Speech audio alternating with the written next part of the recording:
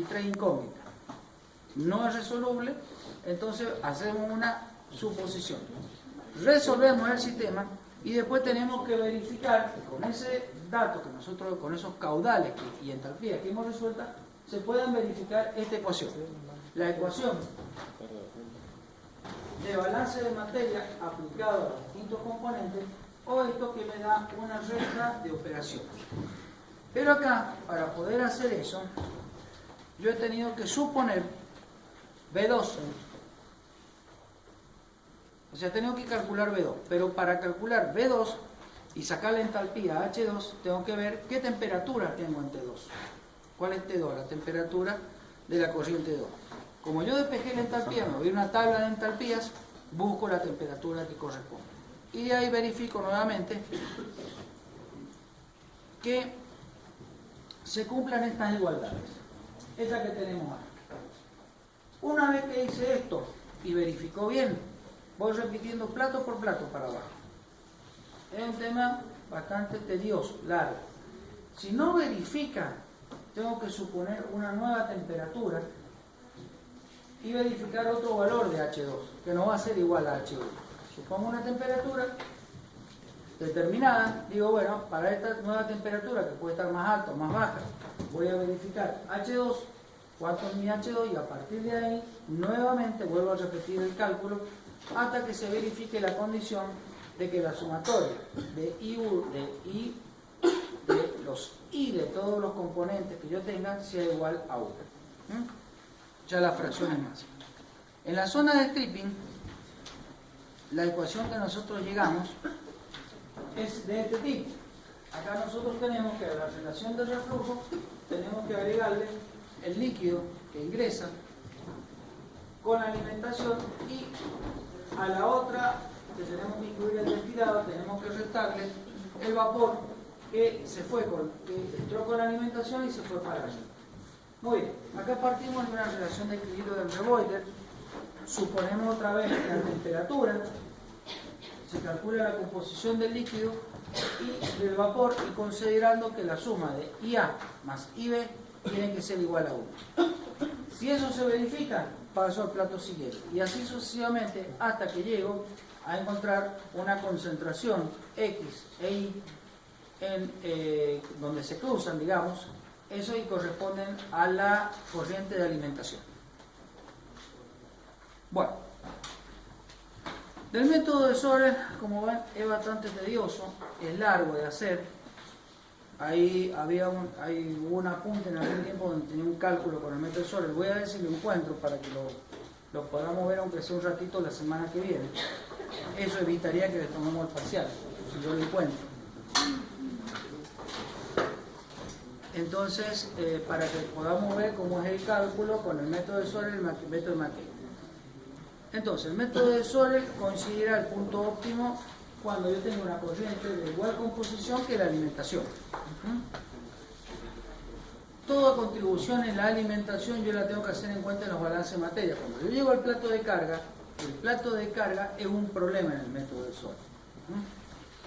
Y la parte inferior de la fórmula siempre incluye un término, bueno, es lo que hemos estado analizando hasta ahora. Esto sería como una pequeña conclusión, que los cálculos siempre continúan hasta encontrar corrientes de vapores que están en equilibrio con el producto de fórmula. Como este cálculo era muy largo, muy tedioso, y más de uno acertó, estos dos buenos señores decidieron inventar un método más sencillo para hacer un cálculo, y le agregaron un coeficiente. El método de McKay tiene como consideración, como restricción para la aplicación del mismo esto. Primero, la pérdida de calor es nula, es pequeña, Q igual 0, y también de los calores de disolución. Vamos a considerar que el calor de disolución es despreciable. A su vez, vamos a tener que considerar que el flujo molar líquido que yo tengo es constante en cada una de las zonas de la columna. Y la relación L sobre B es constante también para las otras zonas de la columna. Los sistemas de aplicación, caso de isómeros con puntos de ebullición cercanos, nos está dando perfectamente. Este método se ajusta sin ningún problema. Vamos a considerar el desarrollo del método. nosotros vamos a plantear en la cabeza de la torre un balance de materia que incluya al condensador. Entonces, vamos a considerar la zona de enriquecimiento completa, considerando un condensador total. Vamos a considerar, como habíamos dicho recién, que los caudales básicos de líquidos se mantienen constantes y los caudales básicos de vapor se mantienen constantes. No así la composición. Fíjense que si este vapor va subiendo de la etapa N hasta la etapa 1, va a irse enriqueciendo el compuesto liviano, pero el caudal máximo que yo voy a tener va a seguir siendo líquido. Lo mismo va a pasar con los líquidos. Se van a ir enriqueciendo compuestos pesados porque el caudal se va a mantener constante.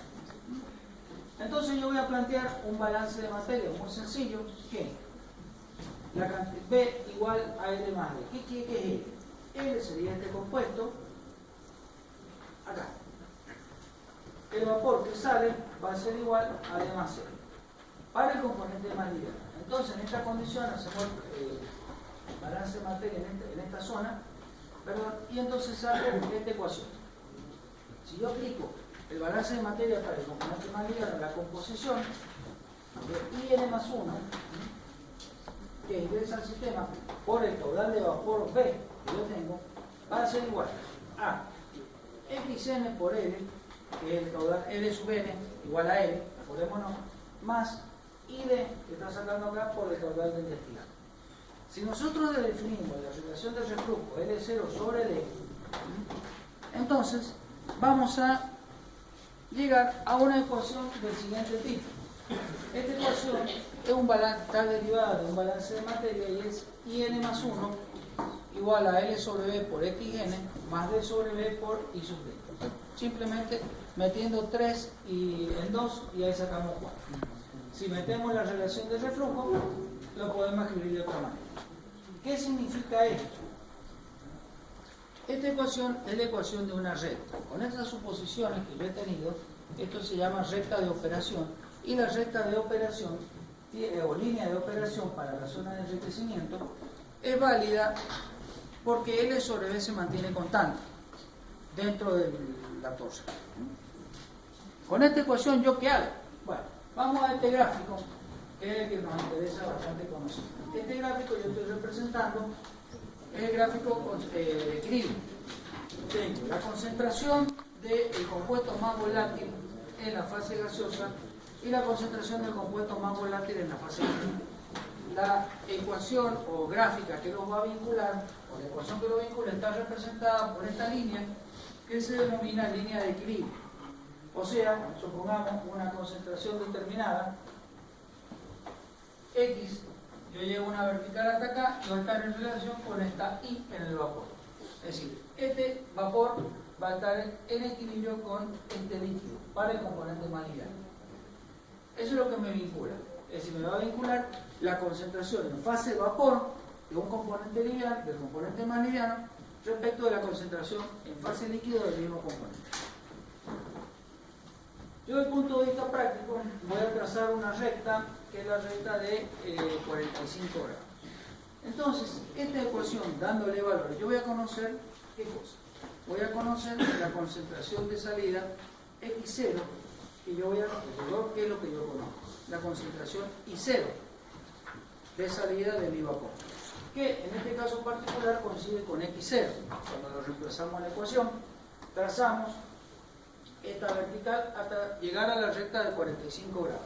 A partir de ese punto, que es uno de los puntos de la ecuación, yo trazo la ecuación de dos maneras, trabajándola con la pendiente L sobre B o con la ordenada del origen, y D sobre R más 1. Este punto, X de esto, es igual a ID. ¿Por qué es igual XD a ID?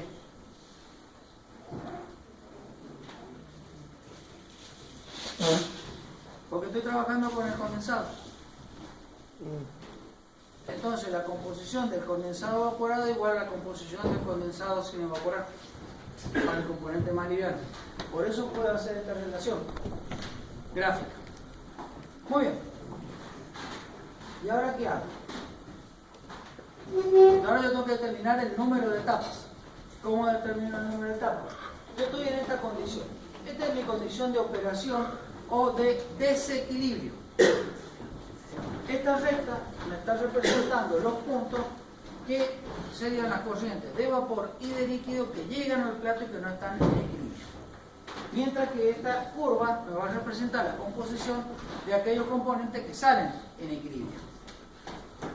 Yo directamente, como sé que ingreso en esta condición, ¿por qué? Porque estoy metiendo el líquido condensado desde el condensador al primer plato, trazo una horizontal que me va a decir que para esta composición que yo tengo acá, mi condición de equilibrio de salida del plato va a ser esta. Y esta va a ser la condición de salida del plato. Trazo una vertical y me voy a situar nuevamente para la composición siempre de X0, en este caso esto va a ser X1, la composición del líquido, ¿qué pasa aquí? Al segundo plato. Entonces vuelvo a la condición en el plato inferior, ¿cuál sería mi condición de equilibrio? Estoy en la condición de desequilibrio, que es la corriente líquida que salió del plato superior y cayó al inferior. Nuevamente trazo otra horizontal hasta encontrar el punto de equilibrio. Bajo nuevamente para saber, porque acá yo tengo el punto de equilibrio. La corriente líquida va a tener esta composición y la corriente gaseosa va a tener esta composición.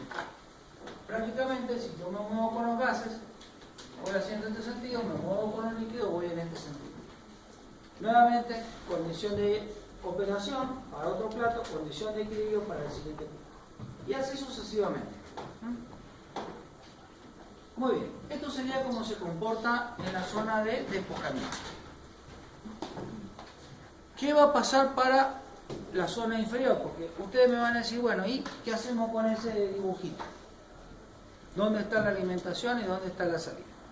En la parte inferior hacemos un balance de materia en la misma forma que incluimos el hervidor. Entonces obtenemos, ¿qué otra cosa? Otra línea de operación, otra recta de operación que es válida para la zona de agotamiento, que está representada, partimos siempre en las mismas condiciones con la salvedad, cuidado acá, que estamos por debajo de la alimentación. Como estamos por debajo de la alimentación, le voy a poner L' y B' a los caudales que están circulando. En rigor, con la situación que hemos dicho, que B igual a L, que todas las B son iguales y todas las L son iguales, hay que tener en cuenta que eso es válido para una recta. Para la otra recta, que es la de la zona inferior, la zona de agotamiento, vamos a tener que tener en cuenta también la alimentación. Y la designamos L'. Y aquí tenemos la ecuación de operación o recta de operación de la zona de despojamiento. Muy bien.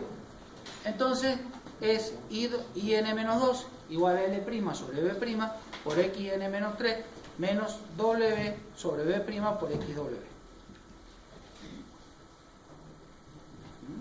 Pasó acá. Bien. Yo puedo plantear la ecuación. ¿Cuántas ecuaciones yo tengo? Yo tengo el punto de base, si yo reemplazo en la recta de operación de la zona de agotamiento, el producto de fondo, XW, considerando el hervidor que yo tengo, tiene la misma composición que el vapor que está saliendo de ese hervidor. Por lo tanto, van a estar situados acá, sobre la recta de operación. Pero yo no tengo claro cuál es la relación de reflujo que voy a obtener dentro de la zona de agotamiento, porque no conozco cómo me contribuye la alimentación al caudal de líquido y de vapor en la zona de agotamiento. Entonces lo que tengo una cantidad importante de curvas que puedo trazar. Puedo, conocida mi carga, decir, bueno, calculo qué masa se me va a agregar, tengo el valor de la corriente L', y ahí ya con eso, y B', y ya con eso podría llegar a determinar la pendiente. Pero otra forma de hacerlo es aplicar el balance global de materia al plato de la alimentación. Aguantamos 15 minutos más y le doy el recreo, ¿va? Terminamos por lo menos esta parte. El estado térmico de la alimentación, consideremos el plato de carga, viene una alimentación F con una entalpía HF. Va a salir un vapor B hacia arriba con una entalpía HB y a su vez HB, ojo, con F, este subíndice F implica que es por el plato de alimentación. Mientras que L, el líquido que llega, tiene una entalpía HL, F-1, o sea, el plato superior al de la alimentación, y van a salir un caudal L' y un caudal B'. Entonces, ¿yo qué digo? Mi balance global de materia es que la alimentación, más el líquido que llega, más el vapor que llega de la etapa inferior, el líquido que llega de la etapa superior, más el vapor que llega de la inferior, son iguales al caudal de líquido que cae del plato más el caudal de vapor que sube del plato. Si yo aplico el balance global de entalpía, con todas las entalpías que yo tengo, digo y considero que las entalpías de los vapores saturados son similares e igual a la de los líquidos saturados en ese punto de alimentación, podemos reemplazarlo, hacer algunas simplificaciones, es decir, B, B', L y L'. Entonces, combinando estas dos ecuaciones, llegamos a una ecuación que se denomina, que es la 10, que es L' menos L sobre F. O sea, la relación, la diferencia de caudales de líquido entre el líquido que baja y el líquido que recibe el plato dividido la alimentación es igual a la relación de entalpía de las corrientes, y eso se denomina Q. Q es un valor que está relacionado con la cantidad de líquido que se me va a evaporar o la fracción de líquido que va a pasar al estado vapor. Esto yo lo puedo llevar de alguna manera, reemplazándolo en las ecuaciones anteriores, a una ecuación que es la denominada ecuación de la línea de alimentación. Con esta ecuación de la línea de alimentación, yo puedo trazar a partir del valor de alimentación para un punto cero. Este punto de alimentación lo lleva a la recta de 45 grados de trabajo, la pendiente de la línea de alimentación. Esta pendiente de la línea de alimentación me va a estar relacionada con la carga térmica que yo tengo. Si está relacionada con la carga térmica, cuando la línea de alimentación corta, por ejemplo, a la línea de enriquecimiento, en ese punto de intersección también está la intersección de la línea de despojamiento. Entonces yo trabajo directamente con la línea de alimentación, a menos que tuviera los datos de acá, y puedo trazar la segunda línea que yo necesitaba. Y ahora, ¿qué hacemos? Volvemos otra vez. Plato 1, la parte superior, condición de ingreso desde el condensador, condición de equilibrio en el plato 1, condición de entrada al plato 2, condición de equilibrio en el plato 2, y acá, fíjense, acá en el plato 2 se me cruzan las dos líneas, las tres, mejor dicho. Entonces, en lugar de continuar haciendo la determinación de condición de equilibrio en el plato de la línea de enriquecimiento, como ya crucé la línea del plato de carga, voy a seguir trabajando con la misma construcción gráfica en la línea de agotamiento. Y así voy a obtener el número de platos que yo necesito para llegar a la concentración XW de fondo. Y acá en este caso tenemos 5 platos. 1, 2, 3, 4, 5.